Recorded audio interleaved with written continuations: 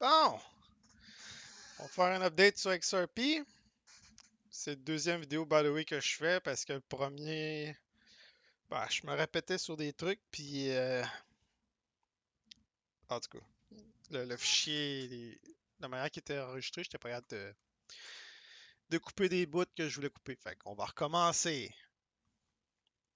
OK, fait que la dernière fois, je vous avais parlé du RSI sur la daily.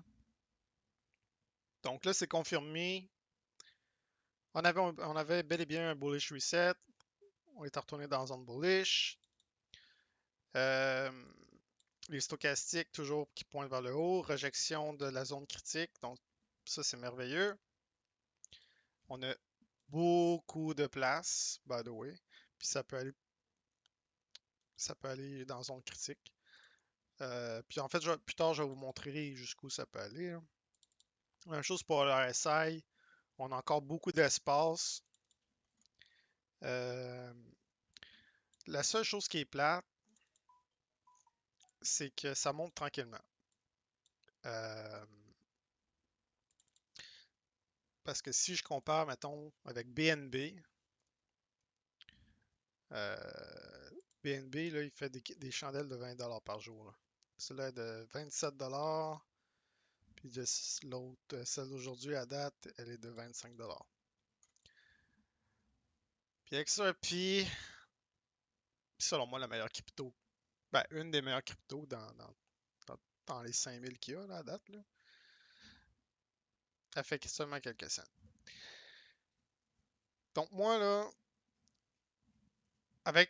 si je regarde la charte en ce moment, là, moi, ça me dit qu'il y a une bonne nouvelle qui s'en vient. Euh, Puis dans le fond, le setup est prêt. Peu importe ceux qui font bouger le prix, là, ils attendent juste le signal, selon moi, pour faire le Almighty Pump, là. Euh, Puis il faut pas oublier que XRP est une copie, en fait. En fait, XLM est une copie de XRP. Puis XLM Stellar, là, ils ont récemment annoncé un partnership avec une banque centrale en Ukraine. Donc, il va y avoir de la crypto-monnaie. Euh, encore là, j'ai pas lu, j'ai pas vraiment dig, là, mais d'après moi, là, ça veut juste dire que il va y avoir de la crypto-monnaie peu importe le nom de leur monnaie, mais d'or ukrainien sur XLM.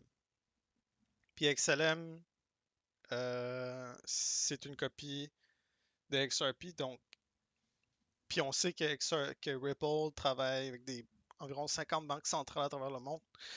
Donc, même s'il y a la poursuite aux États-Unis, ça ne m'étonnerait pas qu'ils annoncent de quoi avant que ce soit settled. Euh, donc, ça, c'est ma spéculation. Ça peut être complètement autre chose. Comme ici, là, on avait le fameux Pump and Dump Group. Là, c'est là que les gens commençaient à en parler. Donc, le prix a monté avant. Puis, le jour où c'est que le pump devait arriver, ben, on a eu un beau dump à la place. Euh, D'autres choses que je voulais dire. Si je regarde à long terme, parce que plus que je vois à long terme, plus que les indicateurs sont puissants. Puis vous voyez que sur le weekly, on est allé proche, rejection, puis là on est en direction de la zone bullish. Donc le weekly est très bien. Very good. Pour la trend, comme je disais, premier ou deuxième vidéo, notre bas ici, haut, bas qui est plus haut que ce bas-là. On est en train de travailler sur un nouveau high. Donc idéalement, j'aimerais avoir une fermeture au-dessus du site. J'aimerais, si ça ferme pareil, là j'aurais peur, par exemple. Parce que c'est ce qu'on appellerait un double top. Mais pour l'instant, je vais mettre ma peur de côté, étant donné que le marché au complet monte, là. On est dans un gros bull market en ce moment, là. Mais ça serait un risque. Parce que s'il ferme exactement égal, puis que je vois que le RSI est titre, c'est ce qu'on appelle un double top, puis le RSI va être beaucoup plus bas que site. En tout cas, on va voir là. La fermeture est à 7 heures ce soir. Que je vais regarder ça. À part de ça, si je retourne sur ma deuxième charte, on peut voir qu'aujourd'hui on a eu un test du upper brand. J'aurais bien ça que ça ferme en haut, mais il reste encore un peu de temps. Il reste encore 6 heures. Si je veux avoir d'autres cryptos,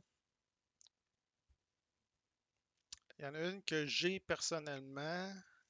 Je vais vous la montrer. Ok, c'est ça. C'est XDC. Puis si vous n'avez pas embarqué dans XDC, ben là c'est le temps. Euh, en fait, c'est pas un conseil financier, n'est-ce pas? Mais si on.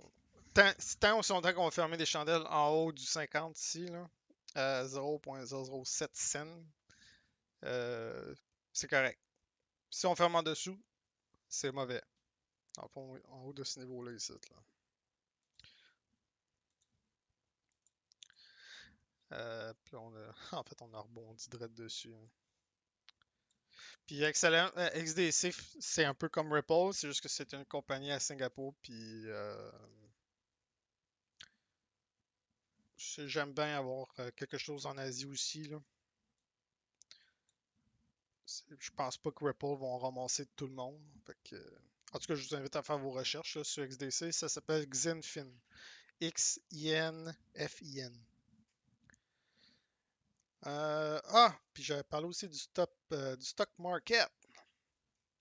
Puis je vois des petits problèmes sur le stock market en ce moment. Ça peut être un problème parce que la dernière fois qu'on avait eu un crash lors du coronavirus, Bitcoin avait tombé lui aussi. Puis si Bitcoin tombe, euh, je vois pas pourquoi XRP descendrait pas. La dernière fois, il avait descendu pas mal. Mais ça reste à confirmer. Ce qui me fait peur, dans le fond, sur le stock market, ça c'est le Nasdaq, c'est qu'ici, là, toutes les petites pointes rouges, c'est du bearish divergence. Autrement dit, je vois beaucoup d'épuisement dans le stock market. Puis, on dirait qu'on va quitter la zone bullish. Là. Euh, c'est ce qu'on appellerait ici un dead cat bounce. Puis vous donner une idée jusqu'où qu'on pourrait aller. Là. Si c'est le Nasdaq, où est-ce que ça peut descendre? Là? Ici, on aurait un crash, en guillemets, parce que quand tu es dans la crypto, 15%, c'est pas grand-chose, mais dans le stock market, c'est énorme. Fait que, ouais. Peut-être un crash de 15 à 16% d'un jour à l'autre. Peut-être la semaine prochaine, max. En fait, je vais aller voir la weekly.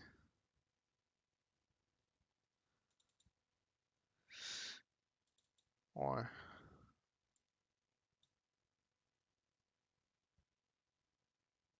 En fait, la weekly est correcte.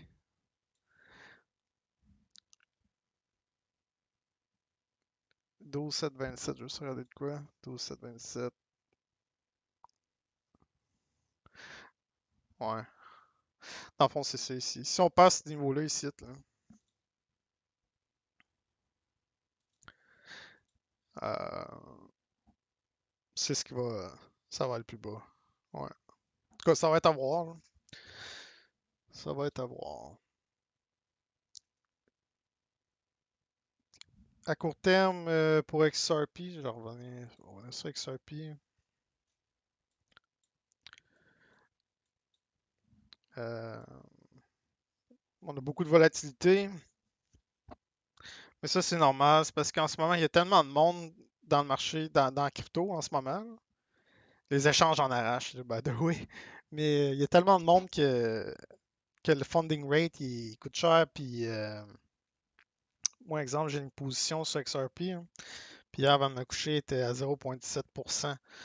Ça c'était le funding rate. Donc, à chaque 8 heures, il faut que je paye des frais pour garder ma position ouverte. Puis ça me fait chier, mais ça fait aussi chier des baleines. Puis les baleines, eux autres, ben, quand ça va trop haut, le funding rate, ils font des scams ici. Là. Ils descendent le prix très rapidement, puis on se débarrasse du monde. Là.